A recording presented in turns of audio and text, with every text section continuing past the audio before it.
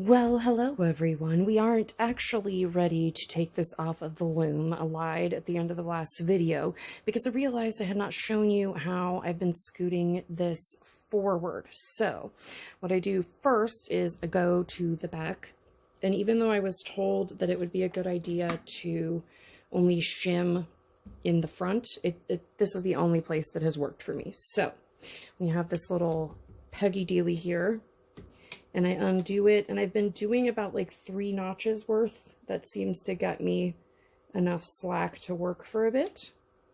And then I leave it notched and leave it slack, and I just don't touch it. I don't need it tangling or doing anything. And then I turn it back around, and this gets a little bit awkward, but then I unnotch this one and get it out of the way, and then you kind of just have to grab the lot and use some hand power and twist it nice and tight. I don't know if I'm over twisting it. That could 100% be a thing, but I like it nice and tight. And so now it's nice and tight, and it's nice and tight up here. And actually this one finally got tight all by itself. Maybe because we're finally starting to run out of warp. Wish I could tell you. But it's much happier now, and it's much tauter than it was. But if it wasn't, I've been just taking a little piece of cotton batting here and hooking it under the edge ones that are just a little bit loose and pain in the bummy. And then that kind of tautens it up. And, no, why are you lodged? Don't, stop it. Okay. Anyway, so that's how I've been moving it down this whole time. We are now on our 3rd repetition of the rainbow, but the next time you will see this, it will be ready to come off. I just wanted to make sure I noted that. This rock is here because I thought it would be nice to hang from this. It's a very good hagstone. I mean, obviously, clearly. So anyway, I saved that. Look, it looks on this side, it looks kind of like a brake pad. Isn't that weird? Nature's neat. It's because it shattered. Probably fell off of the cliff face and smashed during a storm. But we still like it, and it's full of ocean magic and whatnot. So we will hang it from this wall hanging at some point. Anyway, yeah, I'm going to finish weaving this now that you know how I've been tightening it. And also, I think I got better at this edge. It got a little loose in some places, but I did improve the quality of my edge. And it's not, like, dramatically smaller than anything else on the roll, so I know I haven't totally borked it up. Yay! We're doing it. Like real weavy people. Anyway, yeah. See you in a bit. Okay, well, technically we did it. We used up 7 little sample balls of yarn, repeating the Roy G. Biv 3 times, as it turns out. And that would be roughly 70 yards of yarn, because each ball was 10 yards. We have 7 colors, 70 balls of yarn. I'm absolutely terrified to take this off of here. I'm very scared. Technically, I could just cut each one of these individually from this side. I could cut, there would be a loop at the other end of this, presumably. I think that's how things are warped. I haven't rewarped it yet. So initially I was going to unwind this whole thing and see what it looked like. Now I'm thinking I might just nip each one of these as I go, because you tie them off right here and then you weave them in at the end. But what I'm thinking is if I don't take them off while they're on here, I'm afraid things will get real hairy and I won't be able to beat them flat. I did watch, well, I didn't watch, I looked online. There's not a ton of info about this little $42 loom, so we're kind of flying by the seat of our pants here. But what I'm thinking is I will cut them off strategically so as not to have the whole thing twist, like starting at one side and going over. This is kind of like a lug nut situation where you want to tighten all of them equally and then tighten them all down really tight. Well, we can't do that, but we can tie them off equally. And then the other side should have loops that shouldn't be able to fall off of it. And then this we should be able to weave in theory. I remain terrified. I don't know that it's a good idea to tie it off under tension, but it's not like it's not like it's under so much tension we couldn't wreck it anyway. All right, well, I'm going to go with this theory, and if it doesn't work out well, I guess that will be my mistake. Also, funny enough, still filming this on my phone while the brand new YouTube camera sits there. I don't want to learn how to use it right now. This feels comforting. All right, but look it's all on the roll waiting for us to get it off.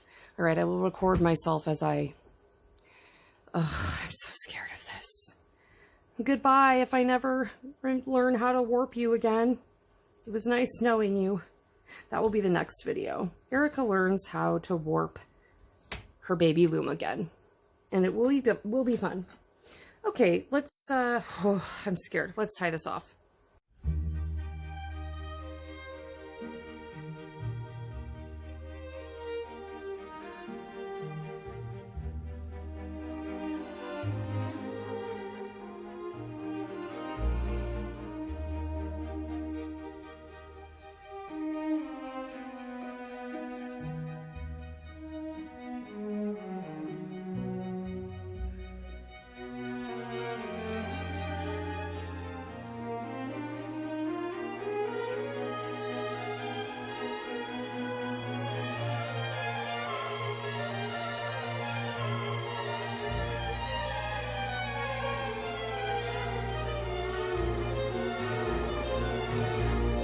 Okay, we survived that, and I left this on here so that when we learn to rewarp it, we can see kind of what it looked like at some point on here. And now let us unwind this together and see what we hath wrought, because we stitched for roughly 70 yards worth of fiber, and let's see how much that got us. Go, little buddy. Oh, look at how cute it is. Ugh, you don't turn very fast. Goodness. Come on. Come on. It has a really nice springiness to it that I enjoy. Okay, so this will be our warp bar here. And I think we just have to do the exact... Oh, good God. Okay, well, this sure makes me glad that I put it on the thing and left it on there, because this is exactly what I feared would happen, is it would get all misshaped, and that is exactly what is happening.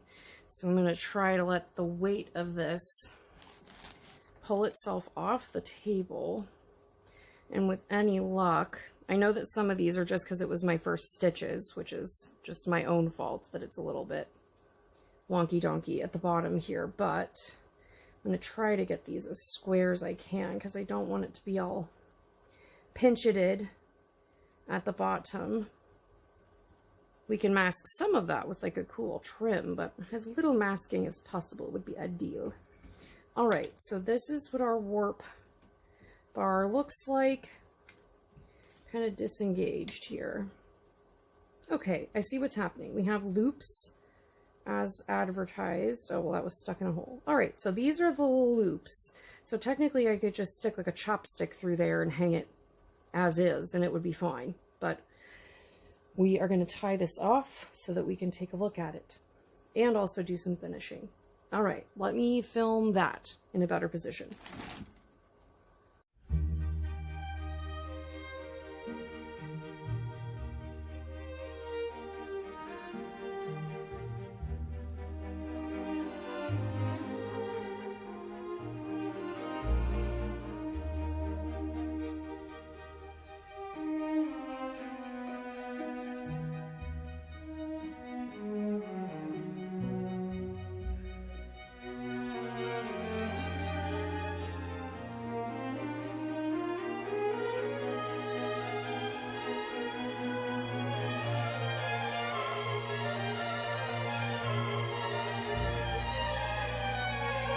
Would you look at that, if that's not adorable. It's measuring about, let me put it on my weird measuring stick here.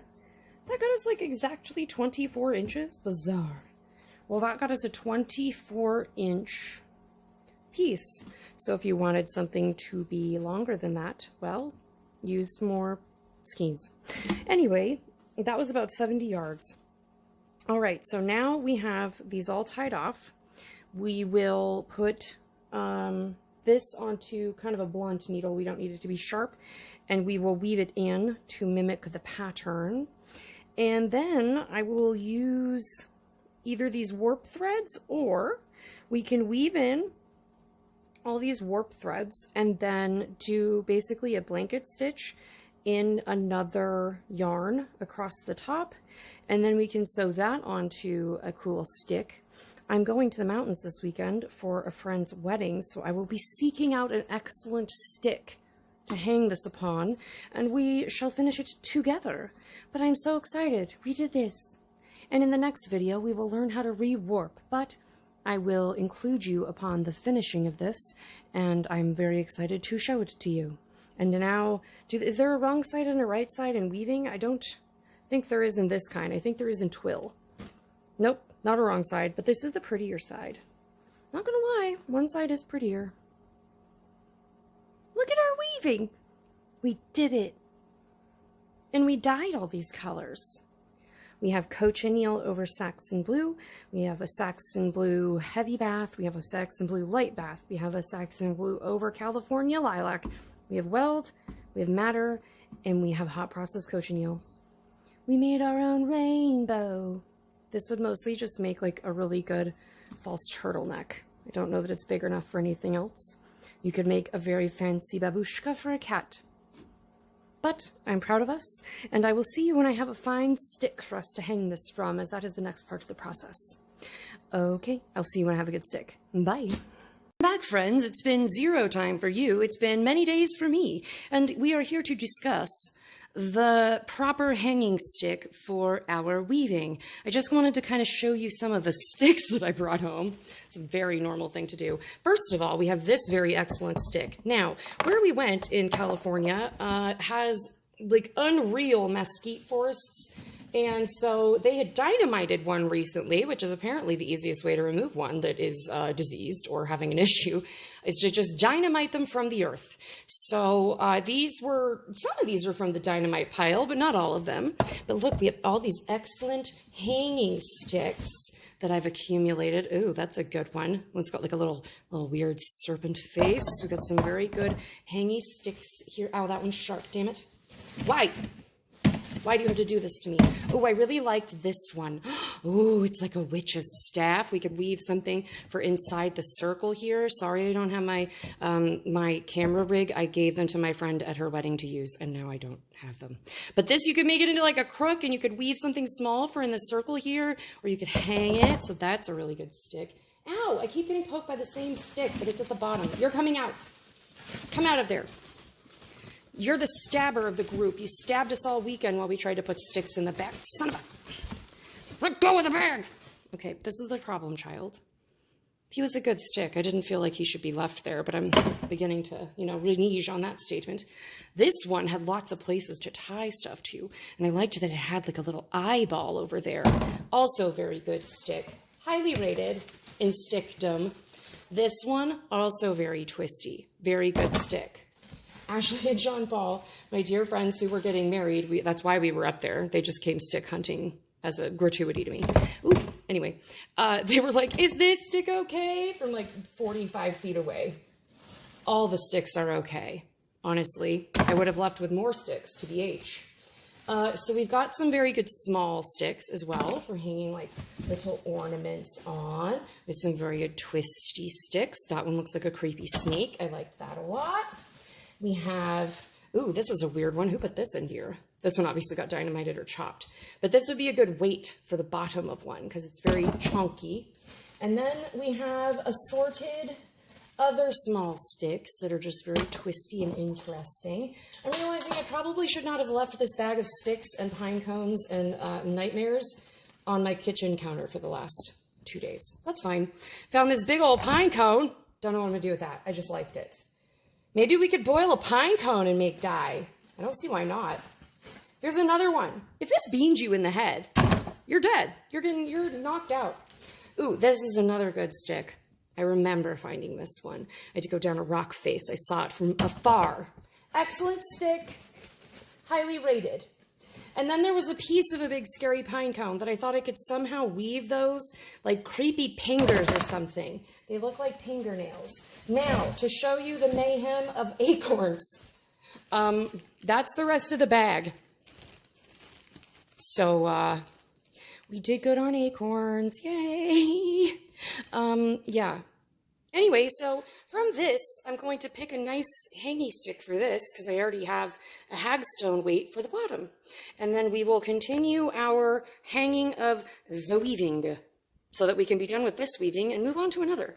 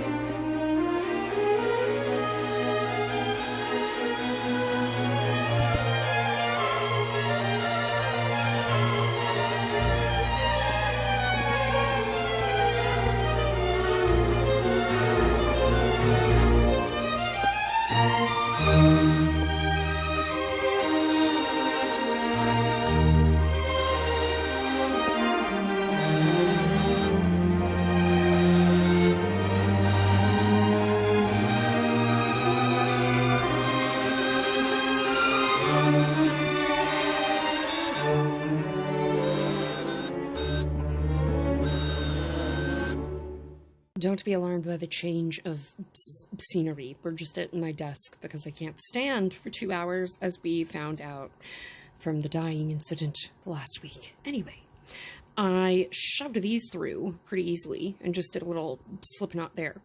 Now for these two, I wove in the ends, and by wove in, I mean jabbed a needle in and shoved it down one of the tubes, and now you can't see it. There's like the end of one coming out right there.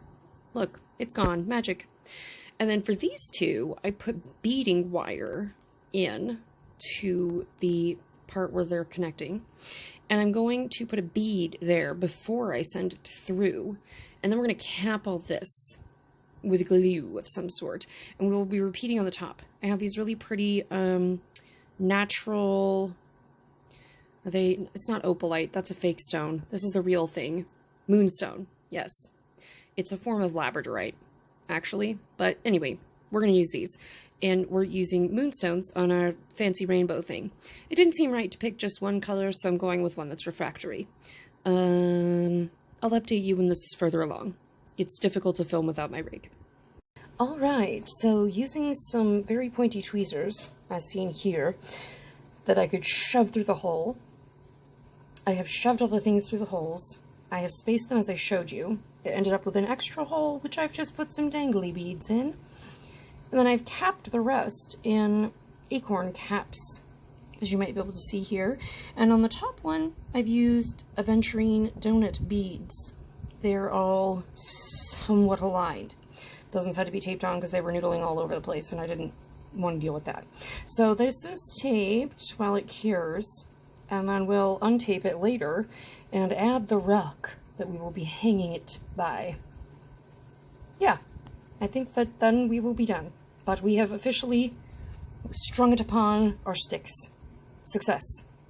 Okay, and here is our first ever finished hanging loomed project. We are in natural light finally. I have finished this set of warps with little acorn caps and a extra hole because they more accurately fit in those. And then going up to the top, wherever there was a gap, I installed some beading wire instead. Sorry, my hands are full of dye. And then this top part is capped in aventurine beads, which I used glue on. And then we have just hagstone to hang it from. Anyway, I really appreciate you coming along for this rainbow weaving journey. And now the final portion of this test of the $42 Amazon loom will be to re-warp it in the final part of this experiment and testing. I hope you'll tune in, and I will see you in the next one. Bye!